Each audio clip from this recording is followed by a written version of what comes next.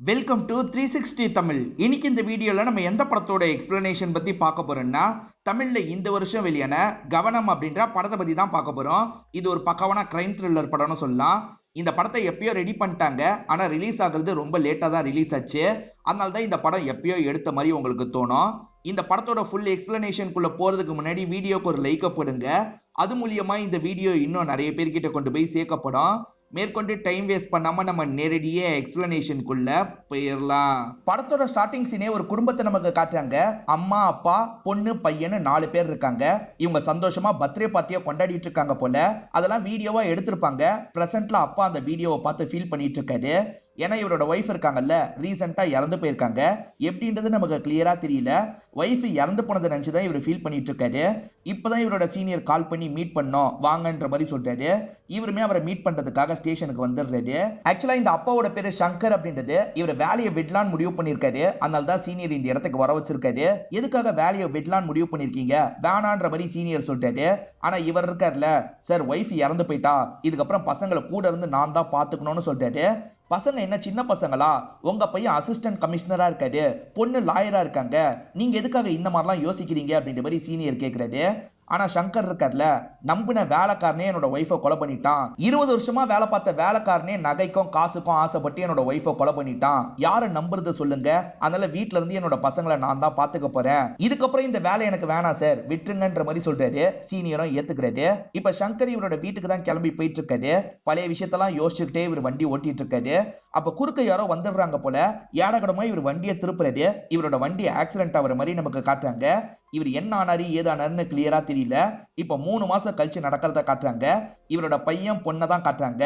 பையன் பேரு சேகர் அப்படின்றது, பொண்ணோட பேரு பிரியா அப்படின்றது. 2 பேருமே டென்னிஸ்லாம் விளையாடிட்டு இருக்காங்க. சேகரை பொறுத்த வரைக்கும் ஏசிபின்னு சொன்ன பாத்தீங்களா, அவரோட சீனியர் ஒரு வேலையை பத்தி பேசுறதுக்காக தான் சேகரை மீட் பண்றதுக்காக வந்திருக்காரு. சேகர் கிட்ட அந்த வேலையை பத்தி எல்லாம் சொல்லிட்டு இருக்காரு. இப்ப வீட்டுல அப்பா சங்கரை நமக்கு காட்டுறாங்க. அந்த ஆக்சிடென்ட்ல அப்பாக்கு எதுவுமே ஆயிருக்காது, கால் மட்டும் அடிபட்டிருக்கும். நொண்டி நொண்டி தான் நடக்கிறாரு. ஆக்சுவலா 2 பேருமே டென்னிஸ் விளையாண்டாங்கல்ல, அதை பத்தி சொல்றாங்க. கொஞ்சம் நான் அண்ணனை ஜெயிச்சிருப்பேன், அதுக்குள்ள பேசுறதுக்காக சீனியர் வந்துட்டாரு, அதனால தான் தப்புஸ்டான் அப்படின்ற மாதிரிலாம் தங்கச்சி கிண்டல் பண்ணிட்டு இருக்காங்க. அப்பவும் சீனியர் வந்தாரா, என்ன விஷயம்ன்ற மாதிரிலாம் பையன் கிட்ட கேக்குறாரு. பையன் இருக்கார்ல, அப்பா அது கான்பிடென்ஷியல், சொல்ல முடியாதுன்ற மாதிரி சொல்லிட்டாரு. எனக்கு புரியுதுரா அப்படின்ற மாதிரி அப்பாவும் இந்த இடத்துல ஏத்துக்கிறாரு. இப்ப அம்மாவோட போட்டோவை வேண்டிட்டு பொண்ணு கிளம்புறதுக்கு தயாராகிறாங்க. அப்பா இருக்கார்ல, அவ அம்மாவை நினைச்சு கவலையே படக்கூடாது, நீ தான் பத்திரமா பாத்துக்கணும் அப்படின்ற மாதிரிலாம் பையன் கிட்ட சொல்றாரு. இப்ப நவீன் ஒரு நபரை காட்டுறாங்க. இவர் இருக்காரு பாத்தீங்களா, பாம் எல்லாம் விக்கிற ஒரு நபரை பாக்குறதுக்காக வராரு. அவர்கிட்ட இருந்து நிறைய பாம் எல்லாம் வாங்குற மாதிரி நமக்கு காட்டுறாங்க. அதே மாதிரி ஒரு நபரை பத்தி நிறைய டீட்டெயில் எல்லாம் சேகரிக்கிறாரு. அவர் பேரு மூர்த்தி அப்படின்றது. அவர் இருக்க ஊருக்கு இவர் வந்துடுறாரு. இப்ப நடந்து போயிட்டு இருக்க ஒருத்தர் கிட்ட மூர்த்தியை பத்தி விசாரிக்கிறாரு. மூர்த்தி அண்ணனை எதுக்கு பாக்கணும்ன்ற மாதிரிலாம் இவர் கேட்கிறாரு. நான் ஃப்ரெண்டுன்ற மாதிரி இவர் சொல்றாரு. ஆனா அந்த நபருக்கு லைட்டா டவுட் வந்துருது. இவன் வேற எதுக்கோ வந்திருக்கான் போல அப்படின்ற மாதிரி சட்டுன்னு இங்க இருந்து ஓட ஆரம்பிக்கிறாரு.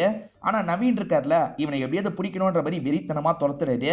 அந்த நபர் தப்பிச்சு ஓட பாக்குறாரு. அதுக்குள்ள நவீன் இருக்கார்ல, ஒரு இடத்துல லாக் பண்ணி பயங்கரமா சண்டை போடுறாரு. எங்க அந்த மூர்த்தி, ஒழுங்கா சொல்லுன்ற மாதிரிலாம் கேட்கிறாரு. யாரவரையும் இவன் ஓடி மூர்த்தி இருக்கிற இடத்துக்கு தான் வந்திருக்கான் போல. இப்ப நவீனே நேரடியா மூர்த்தியை பாத்துறாரு. இப்ப மூர்த்தி அடிக்கிறதுக்காக வராரு. மூர்த்தியும் தடுத்து சண்டை போடுறாரு. மாத்தி மாத்தி பயங்கரமா சண்டை போட்டுட்டு இருக்காங்க. மூர்த்தியோட ஆள் இருக்கான்ல, மத்த ஆளுங்களை கூட்டு வரதுக்காக போறான். ஆனா அதுக்குள்ள இந்த நவீன் இருக்கார்ல, மூர்த்தியை அடிச்சு கார்க்குள்ள போடுறாரு. இப்ப கார் எடுத்துட்டு வேகமா கிளம்பிடுறாரு. என்ன அண்ணனை தூக்கிட்டு போறான், அண்ணனை எப்படியாவது காப்பாத்தணும்ன்ற மாதிரி யோசிக்கிறாங்க. இப்ப பிரியாவை நமக்கு காட்டுறாங்க. பிரியா லாயர்ன்றதை ஏற்கனவே சொல்லியிருப்பாங்க. இப்போ ஒரு டைவர்ஸ் கேஸ் தான் ஹேண்டில் பண்ணிட்டு இருக்காங்க போல. அந்த லேடி கிட்ட பேசிட்டு இருக்கும் போது இவங்க பாய் ஃப்ரெண்டு கிட்ட இருந்து மெசேஜ் வருது. ஈவினிங் மீட் பண்ணலான்ற மாதிரி சொல்றாரு. இவங்களுமே மீட் பண்றதுக்காக கோயிலுக்கு வராங்க. யாரை மீட் பண்றாங்கன்னா நவீனை மீட் பண்றாங்க. இவர் பாம்லாம் வாங்கினாரு, ஏன் எதுக்குன்றது நமக்கு தெரியல. இப்ப பேசிக்கிட்டே நடந்துட்டு இருக்காங்க. இவரோட கையை பிடிக்கும் போது இவர் வலியால துடிக்கிறாரு. பார்த்தா காயம் இருக்கு. என்ன காயம் எல்லாம் இருக்குன்ற மாதிரி கேக்குறாங்க. இவர் அவர் கூட சண்டை போடும் போது தான் இந்த காயம் ஏற்பட்டிருக்கும். ஆனா இவர் இருக்கார்ல, நான் வேலை பார்க்கும் போது லைட்டா அடிபட்டுச்சுன்னு சொல்றாரு. ஒரு கன்ஸ்ட்ரக்ஷன் ஃபீல்ட்ல வேலை பார்க்கறதா போய் சொல்றாரு. எப்போ உன்னோட ஃபேமிலி கிட்ட என்ன அறிமுகப்படுத்தி வைக்க போறேன்னு கேக்குறாரு. என் அப்பா கொஞ்சம் ஸ்ட்ரிக்டான டைப்பு, அண்ணனும் ஸ்ட்ரிக்டான டைப்பு, சமயம் பார்த்து அறிமுகப்படுத்தி வைக்கிறேன்ற மாதிரி சொல்லிட்டாங்க. உன்னை சீக்கிரமா கல்யாணம் பண்ணிக்கணும்னு தோணுது, அறிமுகப்படுத்தி வையின்னு சொல்லிட்டாரு. சீக்கிரமா பத்தி வைக்கிறேன்ற மாதிரி இவங்களுமே ஏத்துக்கிறாங்க. இப்போ ஒரு கம்பெனியை நமக்கு காட்டுறாங்க. இந்த கம்பெனியில பிளாஸ்ட் மாதிரி ஏற்படுது. இந்த கம்பெனியே சின்ன பின்னமா போயிருது. இதை பத்திலாம் நியூஸ்ல சொல்லிட்டு இருக்காங்க. ஆக்சுவலா வெளிநாட்டுல இருந்து இங்க வந்து கம்பெனி ரன் பண்ணிட்டு இருக்காங்கல்ல, அந்த மாதிரி கம்பெனி தான் அடிக்கடி இந்த மாதிரி நடந்துட்டு இருக்கு அப்படின்ற மாதிரி நியூஸ்ல சொல்றாங்க. இதுக்கு முன்னாடியே ஒரு கம்பெனி இந்த மாதிரி வெடிச்சு சதறி இருக்கு போல. ஆக்சுவலா நிறைய வெளிநாட்டுல இருந்து இந்தியால கம்பெனி ரன் பண்றாங்கல்ல, இந்தியா கொஞ்சம் கொஞ்சமா வளருது. இது பிடிக்காத நாடுகள் தான் இந்த மாதிரி பண்ணிட்டு இருக்காங்க. இதுக்கு பின்னாடி யார் இருக்காங்கன்னு சீக்கிரமா கண்டுபிடிக்கணும்ன்ற மாதிரிலாம் அப்பா சொல்லிட்டாரு. என்ஐஏ ஆபீசர்ஸ் தான் விசாரிக்கிறதுக்காக வந்திருக்காங்கல்லப்பா, அவங்க இந்த விஷயத்த பாத்துருவாங்க. இங்க இருக்க கிரைமை நம்ம ஹேண்டில் பண்ணா போதும்ன்ற மாதிரி பையன் சொல்றாரு. பையன் இருக்காருல, அப்பாவோட பர்த்டேன்றதுனால கன்னை வாங்கி தந்திருக்காரு. அப்ப கன்னை எதுக்காகவும் யூஸ் பண்ணிருக்க மாட்டாரு, இதுக்கப்புறமும் யூஸ் பண்ண போறது இல்லைன்னு சொல்றாரு. ஒரு சேஃப்டிக்காக தான்ப்பா வாங்கி தந்திருக்கேன், வச்சுக்கோங்கன்ற மாதிரிலாம் பையன் பேசிட்டு இருக்காரு. இப்ப பொண்ணு அப்பா கிட்ட பேசுறதுக்காக வராங்க. அப்பா, நான் ஒரு இடத்துக்கு போகும்போது நவீன் ஒருத்தரை பார்த்தேன்னு சொன்னேனே, ஞாபகம் இருக்கான்னு கேக்குறாங்க. இல்லம்மா, எனக்கு ஞாபகம் இல்ல, இப்ப என்ன விஷயம்ன்ற மாதிரி இவர் கேக்குறாரு. ஒன்னும் இல்லப்பா, அந்த நவீன் ரொம்ப நல்ல டைப்பு.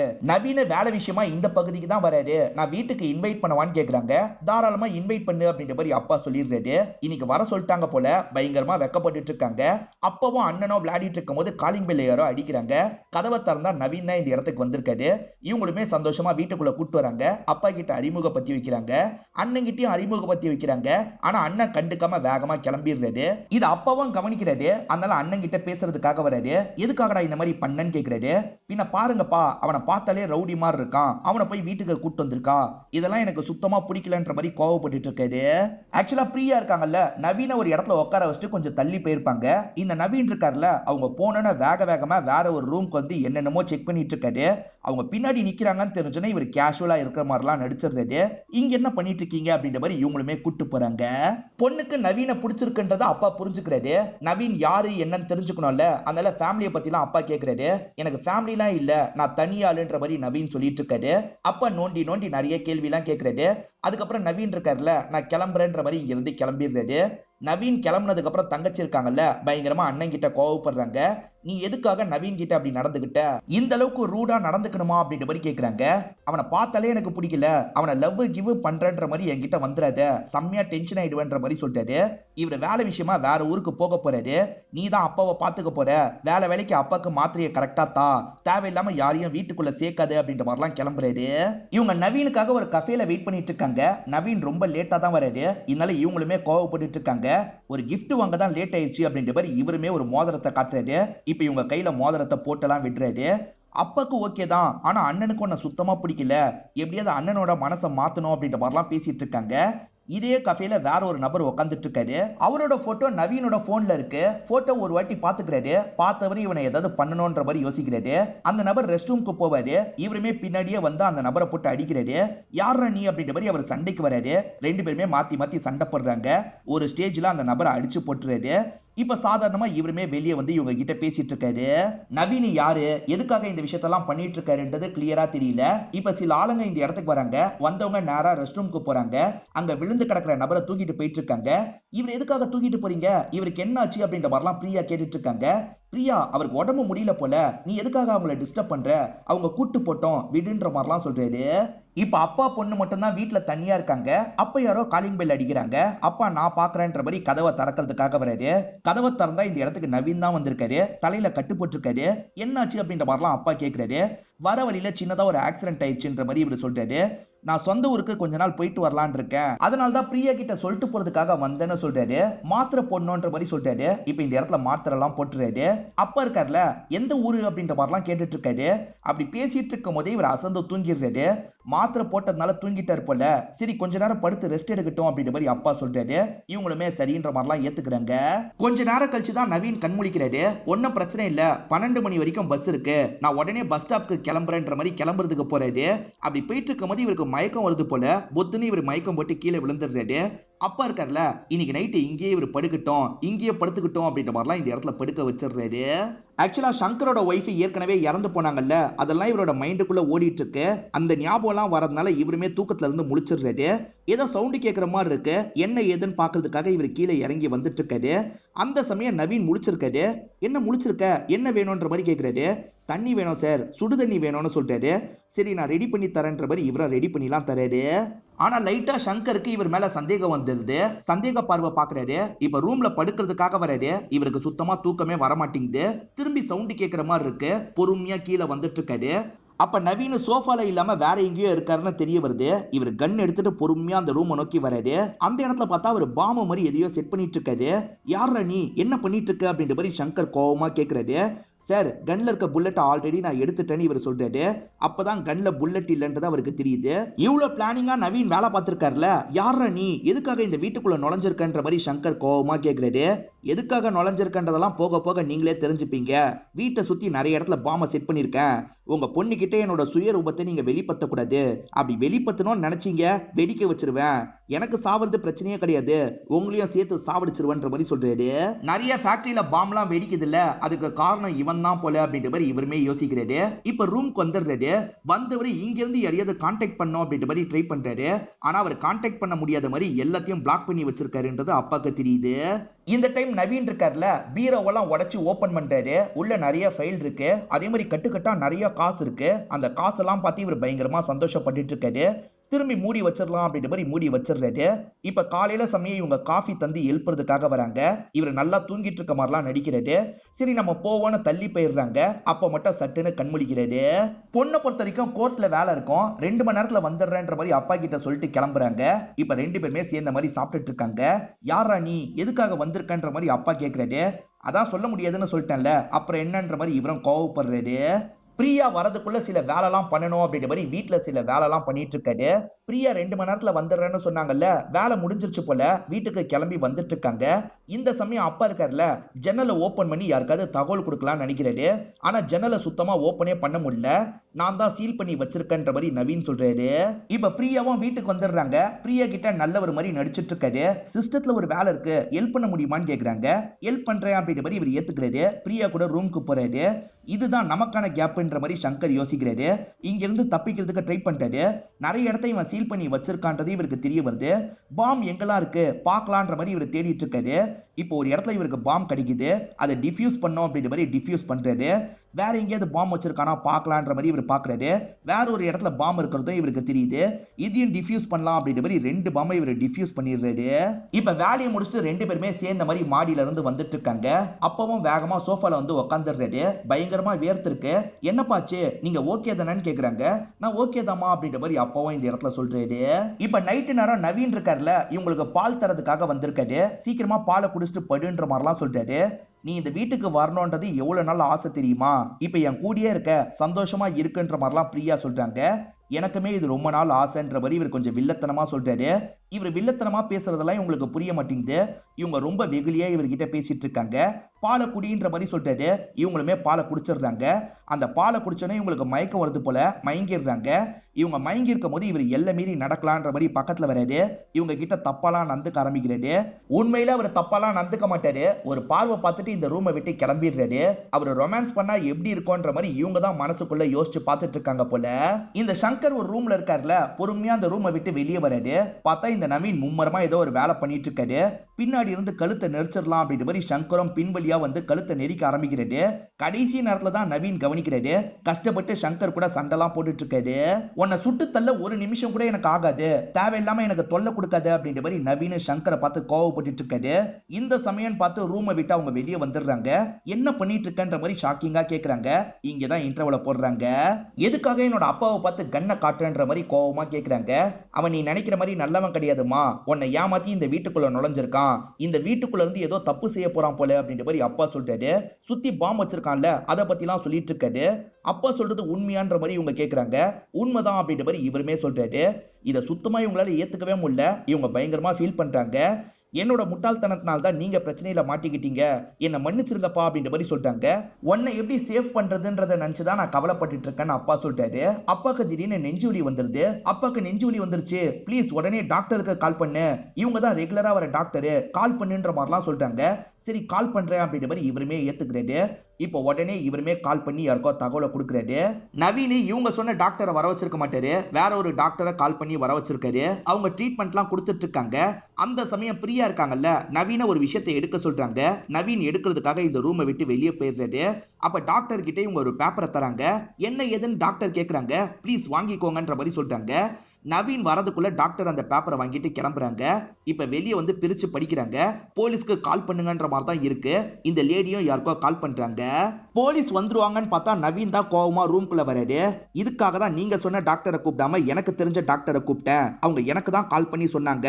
இந்த மாதிரி தப்பிக்கிறதுக்கு வேலை பண்ணீங்க, சாவடிச்சிருவேன் அப்படின்ற மாதிரிலாம் மிரட்டுறாரு. மூர்த்தியை பத்தி கேட்டோன்னா ஒரு நபர் ஓடினார் பாத்தீங்களா, அவர் அப்செட்டா வீட்டுல உட்காந்துட்டு இருக்காரு. என்ன ஆச்சுன்ற மாதிரி ஒய்ஃப் கேக்குறாங்க. மூர்த்தி ஐயா நமக்கு எவ்வளவு பண்ணிருக்காரு, அவரை ஒருத்தன் தூக்கிட்டு போயிட்டான், என்னால எதுவுமே பண்ண முடியாம போயிருச்சு, அவனை கண்டிப்பா விட மாட்டேன், மூர்த்தி ஐயாவை எப்படியாவது காப்பாற்றணும் அப்படின்ற மாதிரிலாம் சொல்றாரு. நான் கிளம்புறேன்ற மாதிரி வேகமா வீட்டை விட்டு கிளம்புறாரு. இப்ப நவீன் இருக்கார்ல, இங்க இருக்க சிஸ்டத்தை ஓபன் பண்ணிடுறாரு. உள்ள நிறைய ஃபைல்லாம் இருக்கு, அந்த ஃபைல்லாம் பாக்குறாரு. ஆடியோ இருக்கு, அந்த ஆடியோலாம் கேட்கறாரு. இவரால பிரோஜனமா எதுவுமே கண்டுபிடிக்க முடியல போல.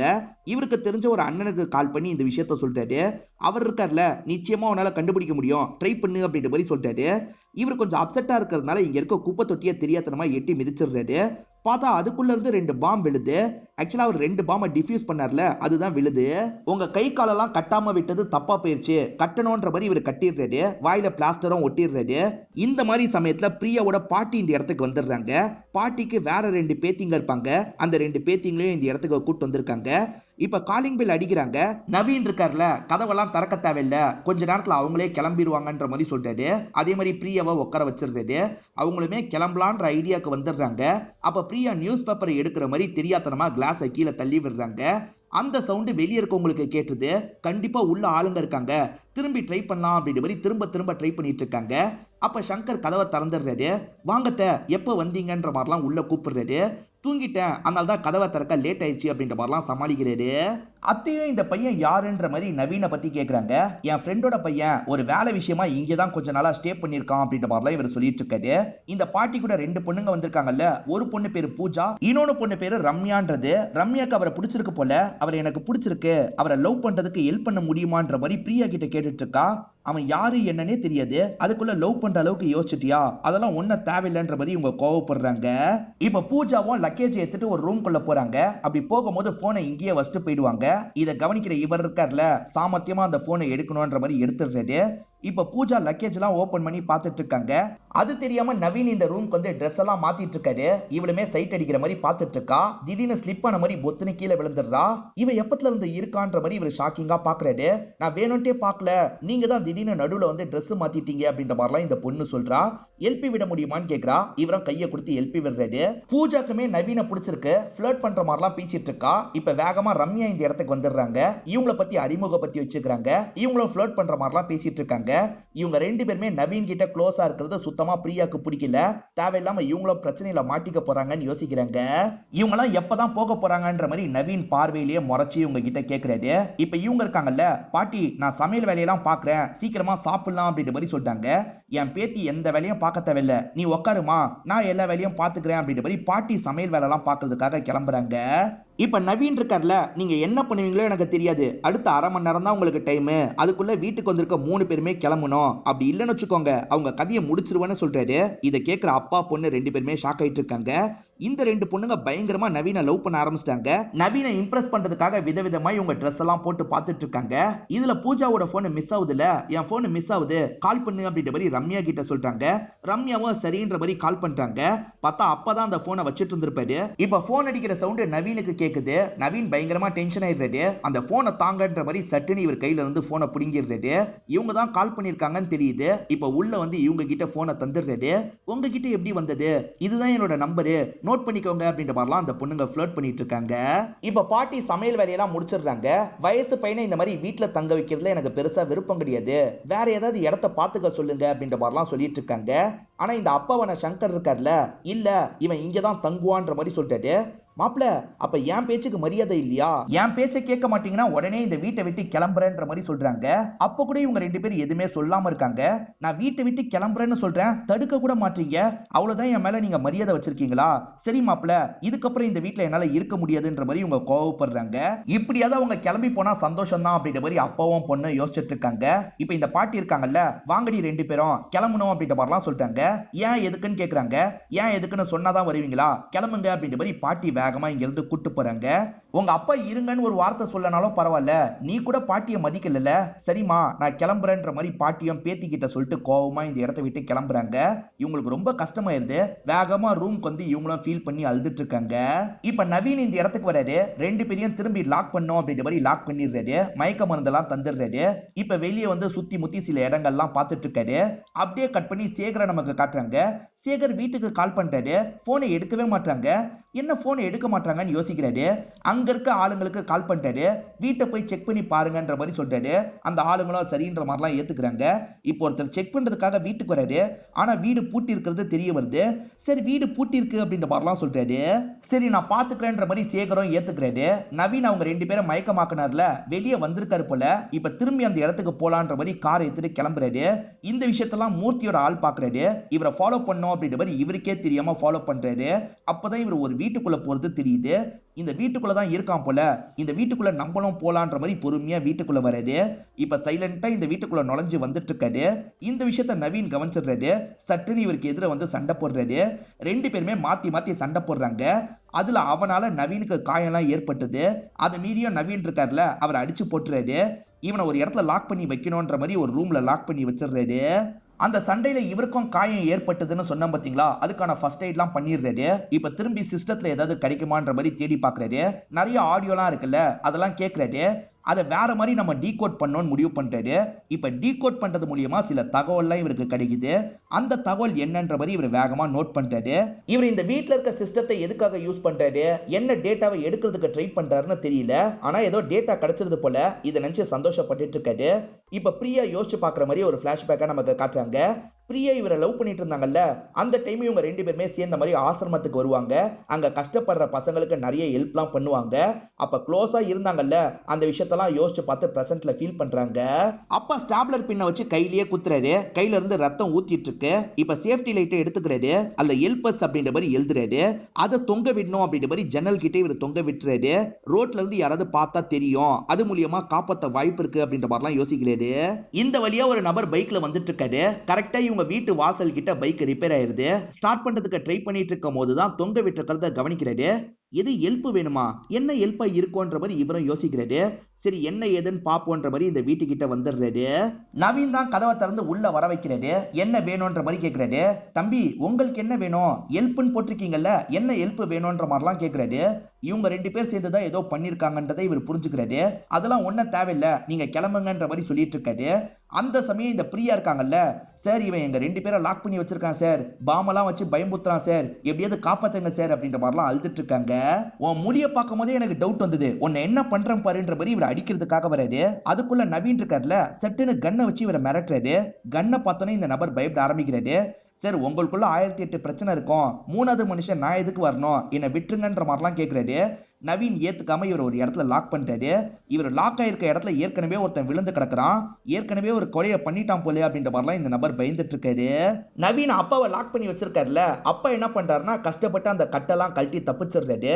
இப்ப நவீன் வேலை பார்த்துட்டு இருக்கும் போது சட்டுன்னு அந்த இடத்துக்கு வந்து நவீன் கூட சண்டை போடுறாரு. ரெண்டு பேருமே மாத்தி மாத்தி பயங்கரமா சண்டை போட்டுட்டு இருக்காங்க. நவீன் ஒரு ஸ்டேஜ்ல அப்பாவை அடிச்சு விழ வச்சிடுறாரு. பிரியாவும் அப்பாவோட கண்டிஷனை பார்த்து பயங்கரமா ஃபீல் பண்ணிட்டு இருக்காங்க. இந்த சமயம் இந்த நவீன் இருக்காருல, ஒரு பேக் முழுக்க காசு எடுத்துட்டு வந்துடுறாரு. இந்த காசு எப்படி வந்தது அப்படின்ற மாதிரிலாம் கேட்கிறாரு. இந்த காசு எங்க காசு இல்ல அப்படின்ற மாதிரி அப்பா சொல்லிட்டாரு. உங்களுக்கு வேணா இந்த காசு எப்படி வந்ததுன்னு தெரியாம இருக்கலாம், ஆனா உங்க பையனுக்கு எப்படி வந்ததுன்னு தெரியும், உங்க பையன் தான் வச்சிருக்கான்னு சொல்றாரு. என் பையனை பத்தி எனக்கு தெரியும், லஞ்சம் கூட அவன் வாங்க மாட்டான், அவன் காசா இருக்க வாய்ப்பு இல்லைன்ற மாதிரி சொல்றாரு. சேகரை பொறுத்த வரைக்கும் சீக்கிரட்டா சில பேங்க் அக்கௌண்ட் வச்சிருக்காரு. அதுல கோடி கணக்குல காசெல்லாம் வச்சிருக்காரு. இதை பாருங்கன்ற மாதிரிலாம் காமிச்சிட்டு இருக்காரு. ஆனா இவங்க ரெண்டு பேர் சுத்தமா நம்ப மாட்டாங்க. சேகரை பத்தி எங்களுக்கு நல்லா தெரியும், நீ தாண்டா மோசமானவன், எங்களை ஏமாத்த பாக்குறியா, சேகர் மூலியமா என்ன பண்ண பாக்குற அப்படின்ற மாதிரிலாம் இவரை மாத்தி மாத்தி கொஸ்டின் பண்ணிட்டு இருக்காங்க. சேகருக்கு வீட்டுல ஏதோ நடக்குதுன்ற மாதிரி தோணுது போல. அதனால சைலண்டா தான் இந்த இடத்துக்கு வராரு. ஸ்ட்ரெயிட்டா கதவை தட்ட வேணாம், ஜன்னல் வழியா செக் பண்ணுவோன்ற மாதிரி செக் பண்ணிட்டாரு. அப்பதான் உள்ள வேற ஒருத்தர் இருக்கிறது தெரியுது. இப்ப மாடி வழியா உள்ள இறங்கி வரலான்னு முடிவு பண்ணிட்டாரு. நவீன் இவங்க ரெண்டு பேர்கிட்ட பேசிட்டு இருக்கும் போது சேகர் சட்டுன்னு இந்த இடத்துக்கு வந்து கண்ணை வச்சு பாயிண்ட் பண்ணிட்டாரு. நவீன் இருக்காருல, தடுத்து அவர் கூட சண்டை போடுறாரு. மாத்தி மாத்தி சண்டை நடந்துட்டு இருக்கு. அது மீறியும் சேகர் இருக்காருல, கன் பாயிண்ட்ல இவரை மிரட்டுறாரு. யாரா நீ, எதுக்கு வந்திருக்கன்னு கேக்குறாரு. முதல்ல நீ யாருன்றத சொல்லு, இந்த காசெல்லாம் எப்படி வந்தது அப்படின்ற மாதிரி காசெல்லாம் காட்டுறாரு. அதை கவனிக்கிற சேகர் இருக்காருல, இதெல்லாம் என் காசு கிடையவே கிடையாதுன்னு சொல்றாரு. உன் காசு இல்லையா, அப்ப கொளுத்திடலாம் அப்படின்ற மாதிரி இவர் கொளுத்த போறாரு. ஆனா சேகர் காசை கொளுத்தது அப்படின்ற மாதிரி தடுக்கிறாரு. காசை கொளுத்துறது சட்ட ரீதியா தப்பு, இதுக்கு நான் அலோவ் பண்ண மாட்டேன் அப்படின்ற மாதிரிலாம் சொல்லிட்டு இருக்காரு. சரி, இந்த காசை விட்டு தள்ளு, இந்த பேங்க் அக்கௌண்ட்ல உன்னோட காசு இருக்குல்ல, அந்த காசு எல்லாத்தையும் என்னோட அக்கௌண்ட்டுக்கு மாத்திட்டேன்னு சொல்றாரு. இதை கேட்டு சேகர் ஷாக் ஆயிடுறாரு. உடனே செக் பண்றாரு. செக் பண்ணா காசெல்லாம் அக்கௌண்ட்ல தான் இருக்குன்றது தெரிய வருது. இவர் செக் பண்ணிட்டு இருக்கிறத அப்பாவும் தங்கச்சியும் பாக்குறாங்கல்ல, இவன் என்ன செக் பண்ணிட்டு இருக்கான்னு யோசிக்கிறாங்க. அப்ப இந்த காசெல்லாம் உன்னோட காசா அப்படின்ற மாதிரி அப்பா கேக்குறாரு. ஆமாப்பா, என்னோட காசு தான், கொஞ்சம் கொஞ்சமா சேர்த்தேன் அப்படின்ற மாதிரிலாம் சொல்றாரு. கோடி கணக்கில் நீ சேர்த்தியான்ற மாதிரி பக்கத்துல இருக்க நவீனும் கேக்குறாரு. ஏதாவது பேசின உன்னை சுட்டு தள்ளிடுவேன்ற மாதிரி நவீனோட நெத்தியில கண்ணை வைக்கிறாரு. ஆனா இப்ப அப்பாக்கும் தங்கச்சிக்குமே டவுட் வந்துருது. எப்படி இவ்வளவு காசு வாங்கிட்ட கிடைச்சது, ஒழுங்கா சொல்லுன்ற மாதிரிலாம் கேட்டுட்டு இருக்காங்க. நவீன் தான் காரணத்தை சொல்றாரு. ஆக்சுவலா சைனா கூட தான் இவன் அண்டர்ஸ்டாண்டிங்ல இருக்கான்ற மாதிரி சொல்றாரு. இந்தியாவோட வளர்ச்சியை சைனா தான் விரும்புது, அதனால தான் இந்த இடத்துல பிளாஸ்ட் எல்லாம் ஏற்படுத்துறதுக்கு பிளான போட்டிருப்பாங்க. 2-3 ஆட்கள் சேர்ந்து தான் இந்த விஷயத்த பண்ணிருப்பாங்க. அதுக்கு இவருமே சப்போர்ட்டிவா இருப்பாரு. இதுக்காக சைனா கிட்ட இருந்து நிறைய காசெல்லாம் இவங்களுக்கு கிடைச்சிட்டு இருக்கும். இந்த பணத்துக்கு ஆசைப்பட்டு தான் அம்மாவையே கொலை பண்ணிட்டான்ற மாதிரி நவீன் சொல்றாரு. அம்மாவை நீ தான் கொலை பண்ணியான்ற மாதிரி அப்பாவும் தங்கச்சியும் ஷாக்கிங்கா கேக்குறாங்க. என்ன நடந்திருக்கும் நான் சொல்றேன்ற மாதிரி நவீன் சொல்ல ஆரம்பிக்கிறாரு. நமக்கும் நடந்த விஷயத்த காட்டுறாங்க. ஆக்சுவலா இவர் இந்த மாதிரி தப்பு பண்ணிட்டு இருக்காருல, இந்த விஷயத்த அம்மா எதர்ச்சியா கவனிச்சிருவாங்க. இவர் போன் பேசிட்டு இருக்கும் போது தான் கவனிச்சிருப்பாங்க. இதெல்லாம் என்னடா பழக்கம், நான் மேல் இடத்துக்கு தகவல் சொல்ல போறேன்ற மாதிரி சொல்லிட்டாங்க. அவசரப்பட்டு பண்ணாதீங்கம்மா, என் லைஃபே போயிடும்ன்ற மாதிரி சொல்லிட்டாரு. நீங்க மட்டும் இந்த மாதிரி பண்ணீங்கன்னா நான் இறந்து போயிடுவேன்ற மாதிரி சொல்லிட்டாரு. இந்த மாதிரி ஒரு பையன் இல்லாம இருக்கிறதே நல்லது, நான் தகவலை கொடுக்க போறேன்ற மாதிரி கால் பண்ண போறாங்க. இவர் இருக்கார்ல, சட்டுன்னு அம்மாவை ஷூட் பண்ணிடுறாரு. வேலைக்காரன் தான் வீட்டுல இருக்க கன்னை யூஸ் பண்ணி ஷூட் பண்ணான்ற மாதிரி இவர் கொண்டு வந்துருவாரு. வேலைக்காரனுக்கு நிறைய காசெல்லாம் கொடுத்து சரண்டர் ஆக சொல்லியிருப்பாரு. இதுதான் நடந்திருக்குமே. என்ன மன்னிச்சிருங்கப்பா, நான் வேணும்ட்டே பண்ணலன்ற மாதிரிலாம் இவர் சொல்லிட்டு இருக்காரு. அப்பாவுக்கு பயங்கரமா கோவம் வருது. பையன் ஒரு கன்னை வாங்கி தந்தான்ல, அந்த கன்னை வச்சே பையனை ஷூட் பண்ணலான்ற மாதிரி ஷூட் பண்றாரு. இவர் சர்வீஸ்ல இருக்கும் போதே கன்னை தேவையில்லாம யூஸ் பண்ண மாட்டாரு. ஆனா இவனை மாதிரி ஒருத்தன் இருக்க கூடாதுன்ற மாதிரி தான் ஷூட் பண்ணிடுறாரு. இப்பதான் நவீன் யாருன்றத நமக்கு ரிவீல் பண்றாங்க. என்ஐஏ ஆபீசர்ஸ் இந்த கேஸை விசாரிக்கிறாங்க பாத்தீங்களா, அதுல ஒரு ஆபீசரா தான் நவீன் இருப்பாரு. இதுல சம்பந்தப்பட்ட 2-3 ஆட்களை பிடிப்பாரு. அவங்க மூலியமா தான் இந்த விஷயத்துல சேகருமே சம்பந்தப்பட்டிருக்கிறது தெரிஞ்சிருக்கும். சேகர் சிஸ்டத்தெல்லாம் யூஸ் பண்ணாரு பாத்தீங்களா, நிறைய விஷயத்தை டீகோட் பண்ணிருப்பாரு. இல்ல சம்பந்தப்பட்ட இன்னும் சில ஆட்களை பத்தி இன்ஃபர்மேஷன் கிடைச்சிருக்கும். அவங்கள பொறுத்த வரைக்கும் சேகர் சாகலன்ற மாதிரி நம்ப வைக்கணும், அப்பதான் அவங்கள பிடிக்க முடியும்ன்ற மாதிரி இவர் சில பிளான்லாம் போட ஆரம்பிக்கிறாரு.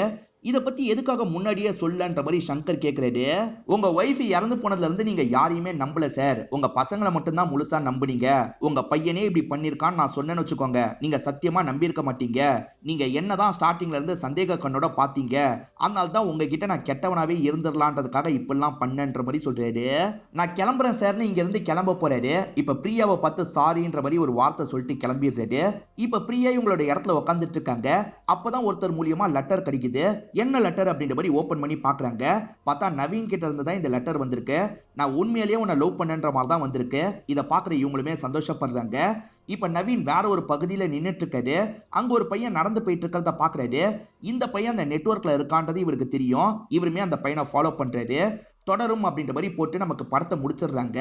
இந்த படம் கண்டிப்பா உங்க எல்லாருக்குமே பிடிச்சிருக்கும்னு நம்புறேன். இந்த வீடியோ உங்களுக்கு பிடிச்சிருந்ததுன்னா லைக் பண்ணுங்க, கமெண்ட் பண்ணுங்க, மறக்காம 360 தமிழ் சேனலை சப்ஸ்கிரைப் பண்ணுங்க. தொடர்ச்சியா இந்த மாதிரி வீடியோக்கள் வந்துகிட்டே தான் இருக்கும்.